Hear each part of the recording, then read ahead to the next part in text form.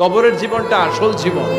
বিশ্বনবী দোয়া করতেন, আল্লাহুম্মা ইন্না নাউযু বিকা মিন আযাবিল কবর। আল্লাহ, আমি আপনার কাছে কবরের আযাব থেকে পানাহ চাই, কবরের আযাব থেকে বাঁচতে চাই।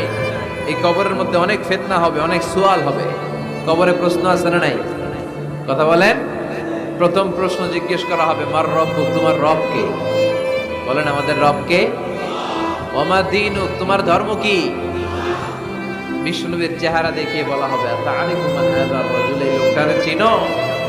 আমরা কি বলবো? আমরা চিনি, উনি আমাদের প্রিয় রাসূল মুহাম্মদুর রাসূলুল্লাহ সাল্লাল্লাহু আলাইহি ওয়াসাল্লাম। এরপরে জিজ্ঞেস করা হবে, এগুলো কোত্থেকে শিখলা? আমরা বলবো, কোরআন থেকে। ফায়ুফসাহু লাহু কবরুহু ৭০ যিরাআন।